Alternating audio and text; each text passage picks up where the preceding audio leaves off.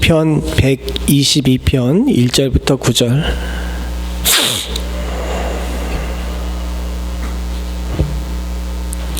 한 절씩 교독하겠습니다.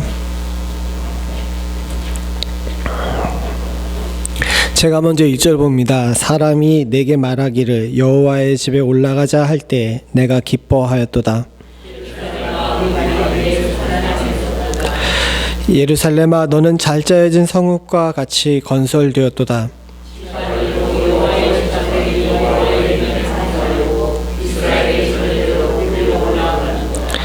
거기에 심판의 보좌를 두셨으니 곧 다윗의 집의 보좌로다.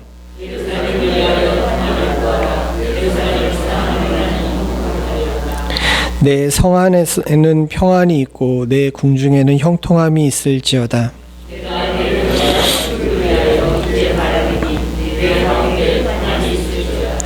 함께 읽겠습니다. 여호와 우리 하나님의 집을 위하여 내가 너를 위하여 복을 구하리로다. 아멘. 오늘 읽으신 본문을 보면서 눈치를 채셨겠지만 주보 앞에 나와 있는 대강절의 4가지 주제 중에 오늘은 평화에 관한 말씀을 나누고자 합니다. 우리만 알기로 했던 그 표 있죠. 이 표를 보시면 알겠지만 우리가 소망을 가지고 있게 되게 되면 그 소망이 우리 안에서 기쁨이 되고 기쁨은 모여서 예배를 이루게 됩니다. 그리고 그 예배 가운데 하나님께 찬송하고 그 기쁨으로 찬송하게 되게 되면 그것은 성령의 능력으로 다시 우리들에게 소망으로 오고 성도 간에 서로 사랑하며 위로를 구하는 것, 오늘의 주제로 따르게 되면 평안을 구하게 되게 되면 서로 간에 인내의 힘을 얻고 성경의 위로를 통해서 우리 안에 다시 소망이 일어나게 되는 선순환이 일어나게 되죠. 그래서 오늘 본문에 나와 있는 주제 중에 오늘은 위로에 관한 부분을 보게 됩니다. 아이고 이런, 이게 하나를 지우는데 이게 안 지워졌네요.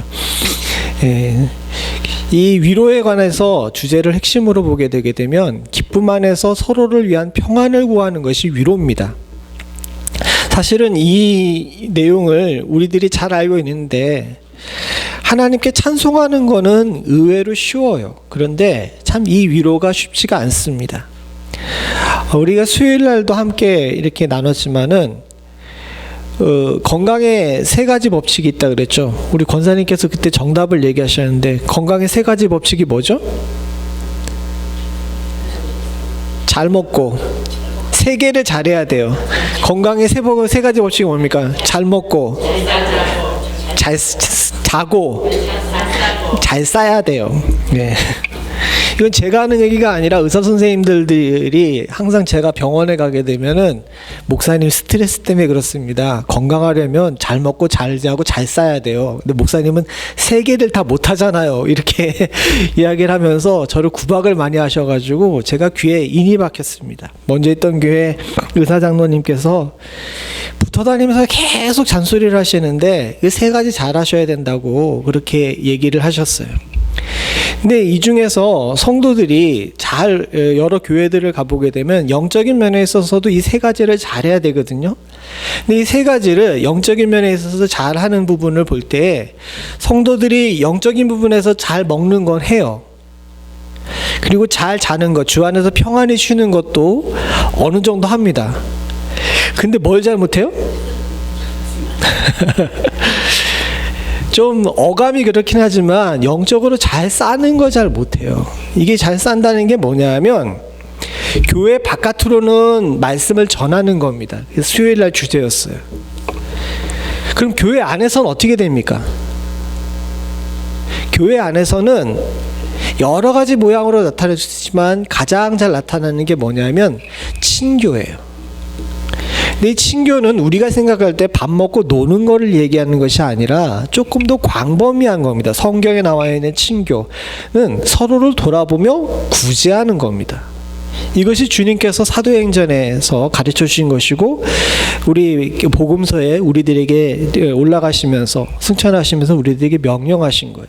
서로를 돌아보고 서로를 위로하고 서로에게 평안을 구하는 것. 이것이 우리가 예수를 믿었다면 그리고 예수 안에 거한다면 자연스럽게 나오는 건강한 신앙인의 자세인 줄로 믿습니다. 아까 전에 말씀드린 것처럼 잘 먹고 잘 자는 건 하는데 이 잘 사는 부분이 쉽지가 않아요. 왜냐하면 나는 저 사람에 대해서 위로한다라고 이야기하지만 그 사람은 그것을 위로로 받아들이지 않는 경우가 많이 있습니다. 반대로 준비되지 않은 사람에게 하는 위로는 위로가 아니라 상처일 수도 있어요. 그렇기 때문에 교회에 나와 있는 여러 가지 분란을 보게 되면 잘 먹는 부분이나 잘 자는 부분에서 나오는 것이 아니라 잘 싸는 부분에서 나온단 말이에요. 그렇기 때문에 오늘 이 주제인 이 위로에 관한 주제가 참 쉽지가 않고 또 이 부분에 대해서 우리가 많이 고민을 해봐야 됩니다. 그래서 오늘 여기 이 노란 부분에 보게 되면 뭐라고 얘기합니까? 기쁨 안에서 서로를 위한 평안을 구하기인데 서로를 위해 평안을 구하기 위해서 뭐가 필요한 거예요? 그 안에 이 기쁨만이 있어야 돼요. 이 기쁨의 주제인 예수가 우리 안에 있어야 되는 겁니다. 저 사람을 향해서 내가 좀 위로해 줘야지 하는 것은 단순히 우리 마음에 있는 긍휼의 마음으로만 하게 되게 되면 상처가 될 확률이 높아요. 그러나 사랑하는 성도님들, 예수 안에 기쁨 안에서 위로하게 되게 되면 그 상처가 덜합니다. 그리고 받는 사람도 위로를 받는 사람도 이걸 조심해야 돼요. 저 사람이 사람의 위로를 하는지 성경의 위로, 성령의 위로를 하는지를 잘 구분하며 판단할 줄 알아야 합니다. 그래야 건강한 신앙생활을 할 수 있어요. 아까 전에 표에 나와 있는 이 위로 가는 사이클은 쉬워요. 왜냐하면 나보다 하나님께서는 나를 더 잘하시거든요. 내가 어떤 방식으로 찬양을 해도 하나님께서는 내 마음의 중심이 하나님께로 향해 있으면 그 형식이나 여러 가지 방법에 대해서 하나님께서 이해해 주십니다. 교도소 사역하시는 어느 목사님이 그런 얘기를 하셨는데 어느 날 교도소에 있는 그 한 청년한테 예수를 증거했어요. 근데 이 사람이 예수를 영접했어요. 의도하지 않았는데 이 목사님이 기도하는 가운데 이 교도소에 가서 선교를 해보게 되게 되면 목사님들이 가서 기도할 때 그 교도소에 수감 생활하는 사람들이 이렇게 딴짓합니다. 이렇게 눈 뜨고 저 사람 목사가 눈 뜨고 기도하나 안 뜨고 기도하나 이런 걸 쳐다보면서 불량 앉아서 이렇게 앉아 있는데 그날 그 청년이 이제 사기 전과와 폭력 전과를 가지고 있는 청년이었는데 기도하던 가운데 이 사람이 예수를 영접한 거예요. 이 목사님이 너무 기뻐가지고 이 청년 가가지고 예수 영접한 거를 이렇게 이제 격려하면서 예수 영접하니까 어때요? 그랬더니 이 청년이 목사님한테 뭐라 그랬는지 아세요? CX X 나 좋네요 이렇게 얘기를 한 거예요. 뭔지 이해가 안 가세요? CX면 뭐겠습니까? 뒤에 뭐가 붙겠어요? 저는 C만 했어요. 여러분들이 나머지 쉬운 겁니다. 그 다음에 앞에 X 나 좋네요라고 이야기를 한 거예요. 이 목사님이 순간 엄청 당황한 거예요. 이 사람들 많은 사람들 앞에 가지고 이 사람한테 예수 영접하니까 어떻습니까? 라고 했는데 그렇게 험한 육두문자를 써가면서 자기 감정을 표현한 겁니다. 이 목사님이 순간 크게 당황을 했는데 그러고 나가지고 돌아와서 생각을 해봤더니 그 청년이 한 그 고백도 하나님께서 받으셨을까요? 안 받으셨을까요? 예, 받으셨을 거예요. 제가 강대상에서 지금 풀로 얘기 못하는 이런 우리는 쉽게 그런 걸 용납을 못합니다. 그러나 누구보다도 우리 마음을 잘 하시는 주님께서는 그 사람이 입이 걸고 살아온 생활이 험악했기 때문에 그런 식으로밖에 표현할 수 없다는 사실을 이해하시고 계신 하나님께서는 그것을 충분히 받아들이셨을 거예요. 그 책을 쓰신 그분이 그 얘기를 하실 때 그 책을 읽으면서 저도 거기에 크게 공감했습니다. 이렇게 위로 찬양하는 거는 우리가 어떤 형식, 어떤 방법을 써도 하나님께서 쉽게 받아들이지만 밑으로 위로하는 것은 쉽지가 않아요. 왜? 우리 서로는 하나님처럼 마음이 넓지 않거든요. 서로를 잘 이해하지 못하거든요. 그렇기 때문에 이 쉽지 않은 일을 잘하는 것은 참 어려운 일이긴 하지만 그렇다 그래서 그걸 안 할 수가 없습니다. 왜냐하면 오늘 우리 본문을 다 읽어보면 알겠지만은 이 일이 내게도 굉장히 중요한 일이기 때문에 그래요. 우리가 이 부분을 찬찬히 살펴보면서 성도가 서로를 위로하는 것, 우리 안에 평안이 있는 것이 얼마나 소중하고 중요한 일인지를 함께 살펴보면서 이 성탄절을 준비하는 대강절에 우리의 마음을 돌아볼 수 있기를 간절히 소원합니다. 우리가 첫 번째 생각을 해야 될 것이 있어요. 위로를 잘하기 위해서는요, 먼저 교회를 이해해야 됩니다. 우리의 이해가 교회 바깥에서도 가능하지만 주님께서는 지금 분명히 얘기하셨는데 성도의 위로는 교회라는 이런 장소 또 그 교회 안에서 이해하는 예수 그리스도 안에 바탕을 둬야 돼요. 아까 얘기한 것처럼 서로를 평안을 구하기 위해서인데 건강한 평안을 구하기 위해서는 뭘 바탕으로 해야 돼요? 기쁨 안에서 해야 돼요. 이 기쁨이 우리 아까 전에 표현해봤지만 예배 안에서 현실이 되잖아요. 그렇기 때문에 우리가 이 교회라는 것을 굉장히 중시 여겨야 됩니다. 오늘날에 많은 사람들이 교회 안 다니면서도 예수 믿는다 그러는데 참 신앙생활의 많은 부분을 잃어버리고 사시는 거예요.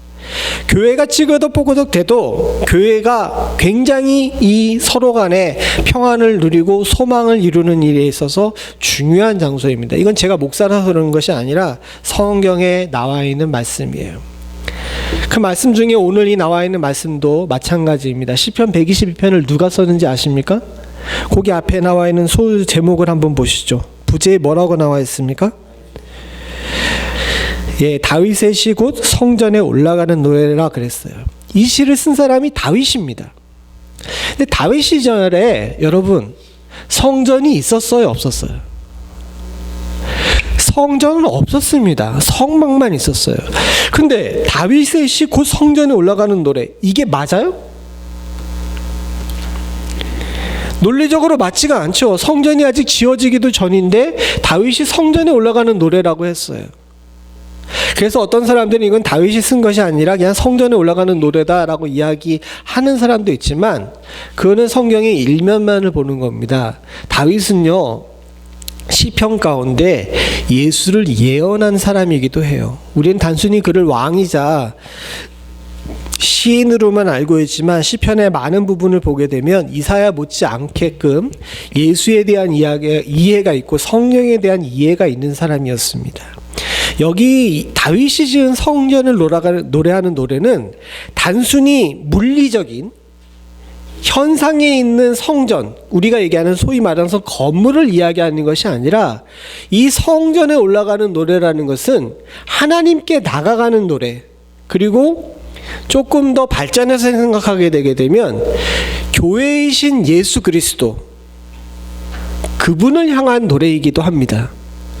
더군다나 저와 여러분들은 뭡니까? 성전이에요. 우리가 바로 성전입니다. 그러니까 조금 발전적으로 해석을 하게 되게 되면 이 시는 다윗이 하나님께로 나아가는 노래이기도 하지만 또한 동시에 지상에 강림하신 하나님이신 예수 그리스도와 그 예수 그리스도께서 우리를 향해 선포하신 바로 교회된 우리를 향해서 지금 주시는 말씀이에요. 근데 이 다윗이 이해한 하나님의 성전을 뭐라고 얘기하냐면 오늘 본문에 3절에 보게 되면 뭐라고 얘기합니까? 예루살렘아, 이 성전을 얘기하면서 예루살렘아라 그러는데 너는 잘 짜여진 성읍과 같이 건설되었도다 라고 이야기합니다. 다른 성경에는 조직적으로 계획되어 있다 라고 이렇게 얘기도 하는데 이게 원어 그대로 하는 게 잘 짜여진이에요. 아구가 딱 맞다는 겁니다. 사실 예루살렘 성읍은 그렇게 아구가 맞는 성읍이 아니에요. 지금 예루살렘은 굉장히 크고 뭐 동예루살렘과 서예루살렘에서 서예루살렘은 현대적인 도시로 되어 있는데 그 지형 자체가 그렇게 잘 짜여져서 있는 그런 지형이 아닙니다. 미국처럼 평지에 도시를 지어가지고 막 격자무늬로 이렇게 도로를 내거나 뭐 프랑스 파리처럼 방사형으로 이렇게 도시 계획이 되어 있는 것이 아니에요. 지형이 워낙 엉망인지라 그냥 막 마구잡이로 집을 지어놨습니다. 더군다나 다윗 시대의 성읍은 지금 그 예루살렘에 있는 그 모스크 있잖아요. 딱 그 정도 사이즈였어요. 역사적으로 볼 때 다윗 시대의 예루살렘 인구는 2,000명이었습니다. 이제 그 정도밖에 안 되는 자그마한 성읍인데 왜 잘 짜여진이라고 이야기했을까요? 사실 이것은 다윗이 실제 실물의 예루살렘이나 성전을 보고 얘기할 것이 아니라는 사실을 우리들에게 알려주고 있는 겁니다. 하나님께서 만드시는 교회, 주님께서 만드시는 교회는요, 사람이 보기에는 엉성해 보여요. 우리 지금 되게 엉성해 보이잖아요? 그러나 사랑하는 성도님들, 영적인 눈으로 볼 때에는 주의 교회는 잘 짜여진 곳입니다. 그런데 이것이 사람 때문에 그렇습니까? 목회자 때문에 그래요? 장로님들 때문에 그래요? 집사님들 때문에 그렇습니까? 권사님들이나 여러 성도들 때문에 우리가 잘 짜여진입니까? 이 예루살렘에 대해서 다윗이 잘 짜여지는 성읍이라 그러는 것은 딱 한 가지 이유 때문에 그렇습니다. 뭘까요? 5절에 그 답이 나와 있습니다. 우리가 5절 표준 세번역이니까 요거 앞에 있는 걸 한번 읽어보겠습니다. 같이 봅니다. 표준 세번역 같이 봅니다. 여기 우리 성경이군요. 같이 봅니다. 시작. 거기에 심판의 보좌를 두셨으니 곧 다윗의 집의 보좌로다. 교회라는 곳이 잘 짜여질 수 있는 것은 심판의 보좌, 즉 하나님의 보좌가 이곳에 있기 때문인 줄을 믿습니다. 사람의 눈에 볼 때는 엉성하죠. 우리 교회는 그래도 번듯한 건물이 있지만 이 건물 가지고 있지 못한 교회들도 참 많아요. 또 성도들도 마찬가지입니다. 교회에 나오는 성도들 보게 되면 믿음이 좋으신 분들도 있지만 그렇지 않으신 분들도 있죠. 그렇게 다양한 사람들이 모여있는데도 불구하고 이 교회라는 곳이 잘 짜여진 곳이라고 우리가 느낄 수 있는 것은 단 한 가지 이유, 이 교회의 주인이 우리 하나님이시고 교회의 머리가 우리 예수님이시기 때문인 줄로 믿습니다. 그래서 우리가 지속적으로 강조하지만 교회 안에 예수보다 앞서는 사람이 있어서는 안 돼요.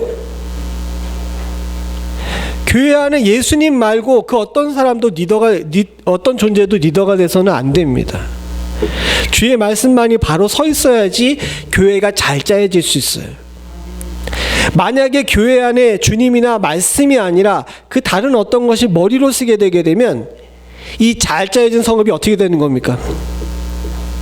그냥 무너져 버리는 거예요. 그리고 이 잘 짜여진 성읍, 그리스도의 보좌가 있는 이 성읍을 우리가 발견하게 되면요, 사랑하는 성도님들, 정말 예수를 사모하는 자, 믿는 자들은 기뻐할 수밖에 없어요. 1절을 다시 한번 보죠. 1절 같이 봅니다. 시작. 사람이 내게 말하기를 여호와의 집에 올라가자 할 때 내가 기뻐하였도다.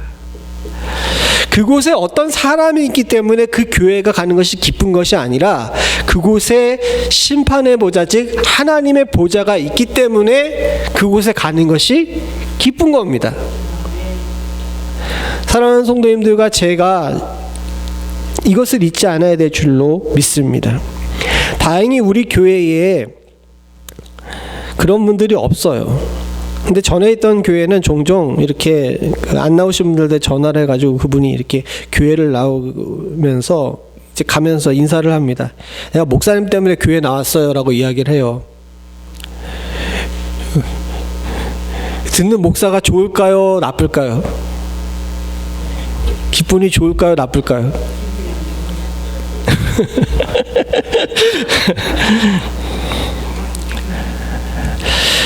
사람이라는 관점에서 보게 되면 그 얘기가 기쁘겠죠. 그리고 우리 교회 같은 경우는 그렇지 않지만 큰 교회 부교육자들 간에서는 은근히 그런 거 가지고 싸워요. 실제로 미국에서는 그런 일들이 없지만 한국 같은 경우에는요, 명절에 추석이 되게 되면 교육자 사무실에 누가 더 선물이 많이 쌓이느냐를 가지고 싸우고 이렇게 경쟁하는 경우도 있습니다. 이해가 안 가시죠? 명절이 되게 되면 이제 성도들이 이제 자기가 그 좋아하는 목사님들한테 선물을 줘요. 지혜로운 성도들 같은 경우는 모든 목회자들한테 이제 조그마한 선물을 이렇게 돌리지만은, 그렇지 않은 분들은 이렇게 자기가 편애하는 이렇게 목회자한테 이렇게 한단 말이에요. 그러면 목사들 마음이 이렇게 정말 하나님 마음처럼 넓으면 다 같이 모았다가 서로 이렇게 쫙 나누면 되잖아요. 근데 그렇게 안 돼요. 책상 위에 어떤 누구에게 이렇게 많이 올라가 있는지가 이제 그 경쟁이 되는 거죠. 참 안타깝고 슬픈 이야기예요. 그 덕분에 지금 한국 교회가 대가를 치르고 있어요. 교회 안에서 하나님 이외에 다른 존재가 생긴 겁니다. 목회자라는 존재가 생기고 또 성도들의 마음을 도둑질하는 존재가 생기고, 성경에 나와 있는데 그런 존재들을 뭐라 그러는지 아십니까? 양들의 마음을 훔치는 자들이 뭐예요? 싹군이에요, 싹군.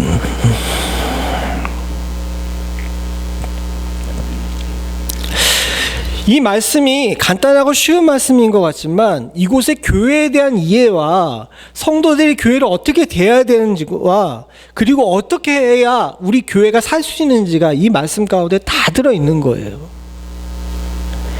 주의 심판의 보좌가 이곳에 있어야 이곳이 잘 짜여진 곳이 되고, 그런 잘 짜여진 성읍, 주님이 계신 곳만을 사랑하고 기뻐하는 성도들이 건강한 성도이고, 그런 성도들이 가득한 교회가 건강한 교회가 되는 겁니다.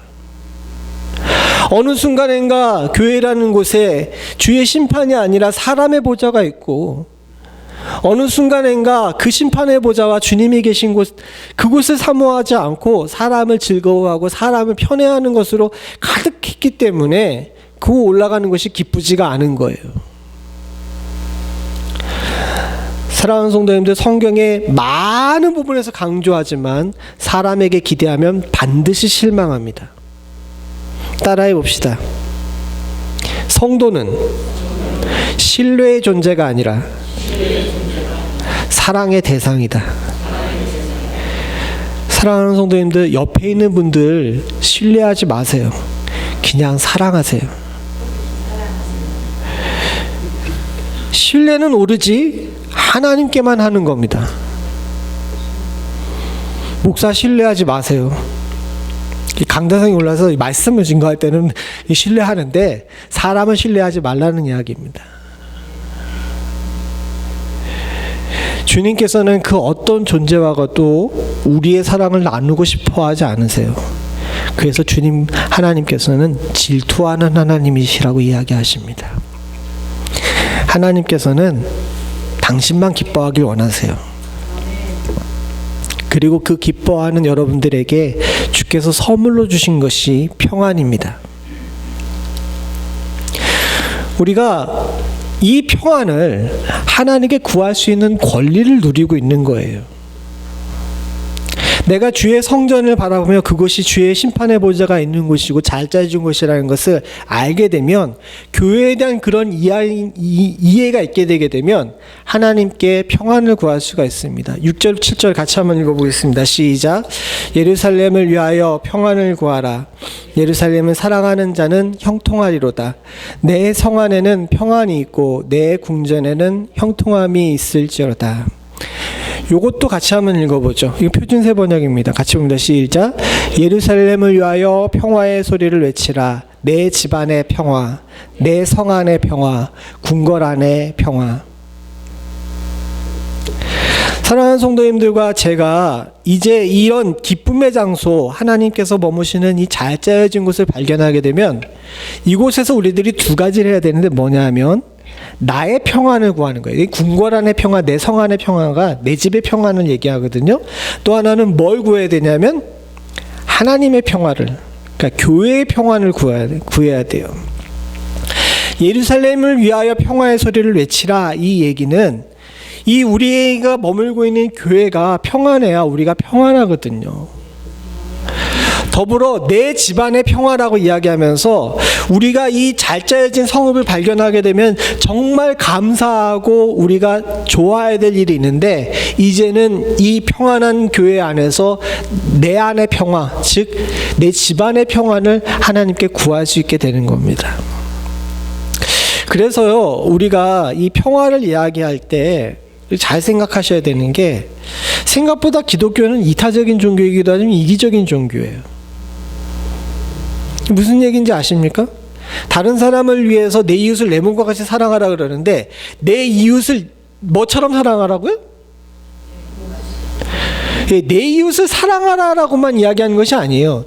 내 몸과 같이 사랑하라는 건 뭡니까? 뭐부터 먼저 사랑해야 돼요? 예, 내 몸을 사랑해야 되는 거예요. 우리가 잘 이걸 이해해야 됩니다. 하나님께서는 무조건 우리들에게 희생을 강요하지 않으셨어요. 그렇게 해서는 될 존재가 아니라는 사실을 주님께서 너무 잘 아시거든요. 우리 주님은 우리를 위해 십자가에 아낌없이 주시는 줄 있었지만 그건 주님이시라 그런 거예요. 우린 그렇게까지 못합니다. 물론 간혹가다 그렇게까지 하려고 노력하시는 분들이 계시지만, 그리고 그런 분들이 있어서 존경을 받긴 하지만, 일반적인 우리들은 하나님께서 아세요. 그렇게 살 수 있는 상황이 아니라는 것, 그리고 그런 의지가 없다는 것.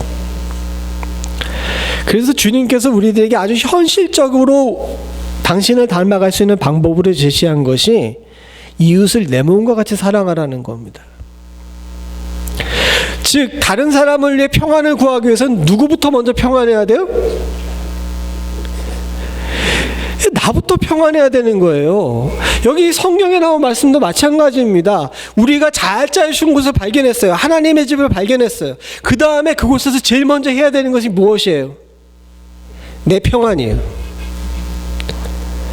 그리고 내게 허락하신 이 예루살렘을 위해 평안하게 해달라고 구해야 돼요.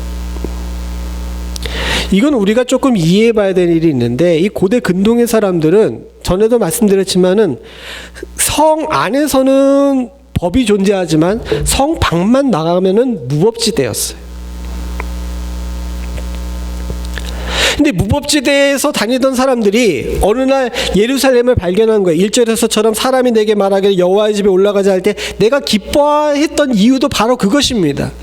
무법지대에 살고 있던 내가 잘 짜여진 성읍, 하나님의 이 지키시는 곳을 발견해서 거기로 올라가면 얼마나 기쁘고 즐거워요. 그렇죠. 그러면 그 평안한 곳을 얻게 된 내가 해야 될 일은 뭐냐면, 이 평안한 곳이 절대로 이 평안을 상실하지 않기 위해서 기도해야 됩니다. 그래야 내가 다시 무법지대로 쫓겨나지 않기 때문이죠. 그런 의미에서 예루살렘이란 이름이 굉장히 의미가 있어요.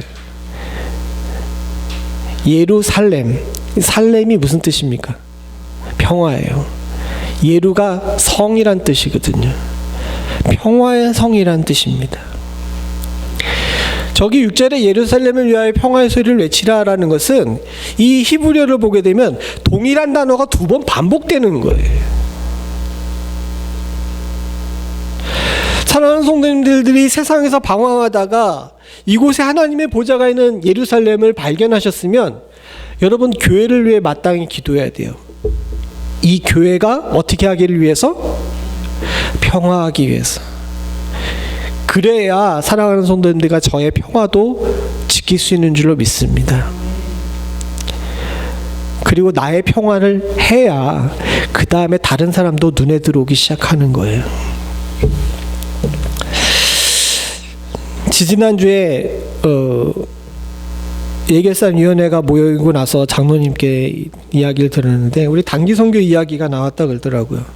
단기 선교를 가자고. 우리 교회도 이제 어린 친구들이 있으니까 단기 선교 가는 것이 굉장히 좋죠. 한 번씩 그런 경험을 갖는 것들이 하나님 나라를 위해서 또 친구들의 미래를 위해서 좋습니다. 그래서 저는 꼭 해야 된다라고 생각해서 아는 친구들한테 이렇게 미국 근처에 있는 친구들한테 이렇게 연락을 해봤어요. 근데 이 선교사들이 한결같이 하는 이야기가 오지 말래요. 이게 아니거든요. 예전에는 간다 그러면 되게 좋아했는데 요즘 오지 말라 그러더라고요. 그래서 왜 오지 말라고 그러냐. 야, 우리 교회가 작은 교회긴 하지만 나름 가난하진 않아. 가면 좋잖아 라고 이야기했더니 이 선교사들이 하는 이야기가 안전을 보장을 못한대. 지금 네가 좋은 나라에 살아가지고 미국인이 친구의 표현 그대로 따르게 되면 네가 미국인이 돼서 현실을 모르나 본데라고 이야기하던데,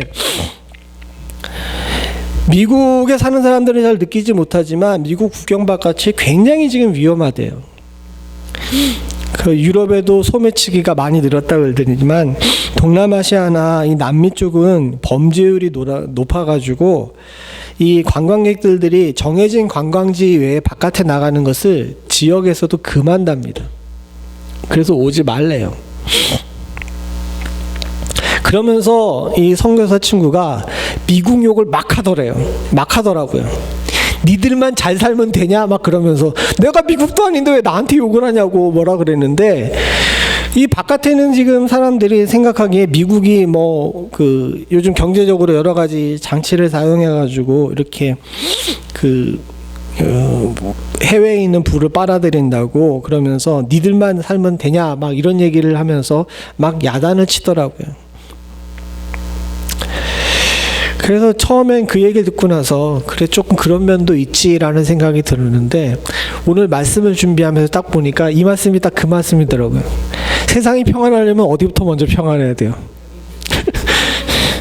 이런 이기적인 얘기하면 안 돼요. 근데 지금 이 상황이 비슷해요. 사실은 우리도 마찬가지입니다. 다른 곳을 눈을 돌리려면 누가 먼저 평안해야 돼요? 우리가 평안해야 돼요. 그러니까 사랑하는 성도님들과 제가 우리 교회가 주 안에서 잘 짜여진 곳으로 발견하셨으면 교회와 나를 위해서 먼저 평안을 구할 줄 아는 지혜가 있기를 간절히 소원합니다. 이건 여러분 욕심이 아니에요. 이기심이 아닙니다. 성경에서 하라고 말씀하신 것이고 주님께서 그래야 우리가 건강해질 수 있다라고 주신 말씀이에요. 왜냐하면 이 상태로 우리만 평안한 것이 아니라 평안한 우리의 눈에 이게 다른 것이 보이기 시작하거든요. 오늘 본문에 보게 되면 8절 9절입니다. 같이 봅니다. 시작. 내가 내 형제와 친구를 위하여 이제 말하리니 내 가운데 평안이 있을지어다. 여호와 우리 하나님의 집을 위하여 내가 너를 위하여 복을 구하리로다. 여기 두 가지 주제가 나와 있는데, 첫 번째는 뭐냐면 내 형제와 친구를 위하여 어떻게 하라는 거예요? 평안을 구하라 그러는데, 여기 이 문장에 꼭 들어가지 않아도 될 한 가지 조건 부사가 붙어 있습니다. 뭡니까? 이제 말하리니예요. 이게 앞에 나와 있는 내 평안을 먼저 구한 다음에 이제 다른 사람을 향해서 형제와 내 친구들을 그 친구들이 평안히 있을지어다 이 얘기를 할 수 있게 된다는 겁니다. 성경이 참 한 단어도 그냥 쓰여진 단어가 없어요. 내가 평안한 다음에 이제 그 다음에 누구의 평안을 구해야 되는 거예요? 형제와 친구를 위해서 평안을 구할 줄 알아야 됩니다. 이게 아까 전에 처음에 얘기한 잘 사는 방법이에요. 나만 평안하게 되면 미국처럼 욕을 먹습니다. 나만 평안하게 되면요 고여서 썩어요. 그러나 이제 우리는 누구를 봐야 됩니까? 형제와 친구를 보고 그들을 향해서 기도해야 돼요. 평안하라고 축복해야 돼요. 두 번째 주제인 그래야 우리 교회와 우리가 복을 받습니다. 9절에 나온 것처럼 여호와 우리 하나님의 집을 위하여라고 이야기했죠. 저들을 향해 평안을 구하는 것이 우리와 우리 교회를 위한 일이에요. 아까 전에도 말씀드렸듯이 우리가 주님 앞에 나오는 기쁨을 누려요. 잘 짜여진 것을 발견했잖아요. 그 다음에 우리의 위로가 우리로만 그치는 것이 아니라 다른 사람에게 가야지 그 은혜가 더 커져서 우리들에게 소망으로 다가오게 되고 더 큰 기쁨으로 우리들에게 오게 되는 줄로 믿습니다. 근데 여기가 딱 끊기게 되게 되면요, 사랑하는 성도들 간에 분란이 일어나게 될 뿐만 아니라 잘 짜여진 주의 성읍이 하나 둘씩 무너지게 돼요. 이건 제가 드리는 말씀이 아닙니다. 성경에서 이 부분을 굉장히 강조하고 중시해요. 아까 전에 말씀드린 것처럼 우리가 잘 먹고 잘 자는 건 잘하는데 이 부분에 굉장히 취약하거든요. 그래서 후에도 보게 되면 사도들이 여기에 대해서 많이 강조합니다. 야고보서 3장 18절을 같이 한번 읽어보시죠. 같이 봅니다. 시작. 화평하게 하는 자들은 화평으로 심어 의의 열매를 거두느니라. 교회에 있는 성도들은요, 화평으로 심는 자여야 돼요. 화평하게 하는 자여야 합니다.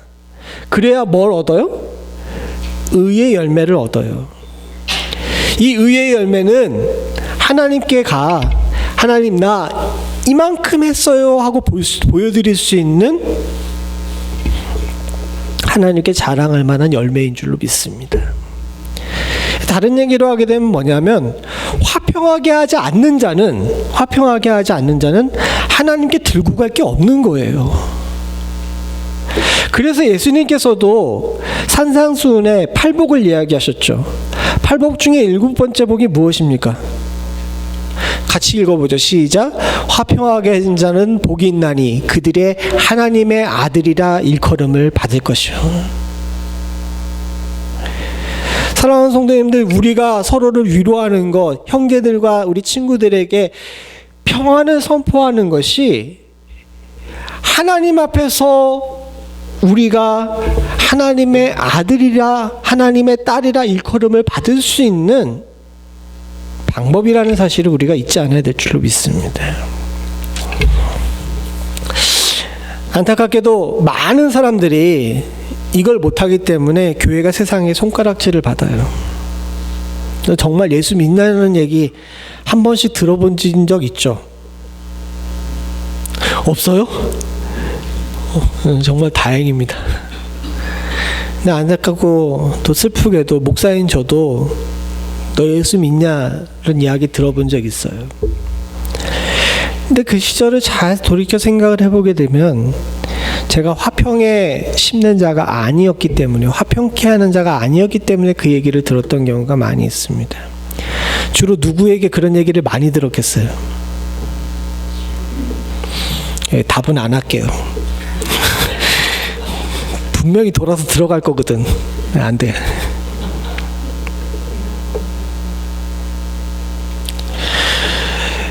가까이 있는 사람, 형제와 우리들의 친구들에게 사실 화평하기가 쉽지가 않아요. 많이 부딪히니까 많이 거치고 많이 아프죠.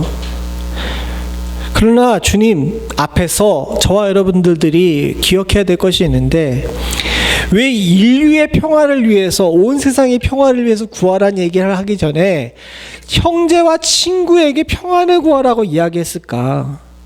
그리고 왜 화평하게 하는 사람이 하나님의 아들이라 하나님의 딸이라 일컬음을 받을 수 있게 말씀하셨나? 이거 잘 생각해 봐야 될 줄로 믿습니다.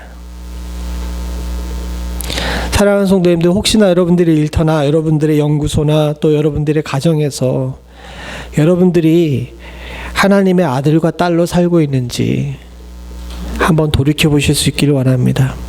이게 잘 안 되면요, 큰일 나요. 예레미야 9장 8절부터 9절입니다. 같이 한번 읽어봅니다. 시작.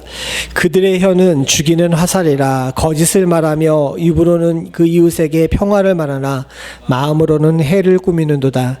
내가 이 일로 말미암아 그들에게 벌하지 아니하겠으며 내 마음이 이런 나라에게 보복하지 않겠느냐. 여호와의 말씀이니라. 화평케 하는 사람의 딱 반대되는 사람이 8절에 나와 있는 사람입니다. 이 8절에 나와 있는 사람의 특징을 보죠. 혀는 어때요? 죽이는 화살이에요. 말로 사람을 죽이는 거예요. 화평하게 하는 것이 아니라 말로 사람을 막 때리는 겁니다. 그리고 거짓을 말해서 이웃을 속이는 거예요. 그리고 다른 사람 앞에서는 내가 이거 비밀인데 너만 알아 하는 사람 있잖아요. 이런 사람은 뭡니까? 이웃에게 평화를 말하나 마음으로는 해를 꾸미는 사람이에요. 여러분, 여러분들 앞에 가가지고 이건 당신만 알아요. 나 이거 비밀인데 너만 꼭 알아. 널 위해서 얘기하는 건데 하면서 너만 알아 이야기하는 사람은 어떤 사람?